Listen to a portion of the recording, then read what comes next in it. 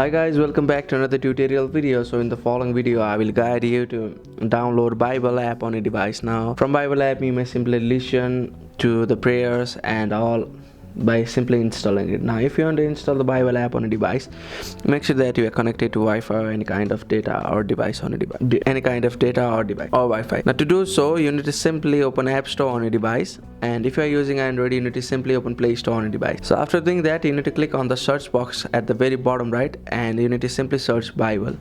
So I'll just show it to you. So you need to simply search Bible and you need to click on the option of search.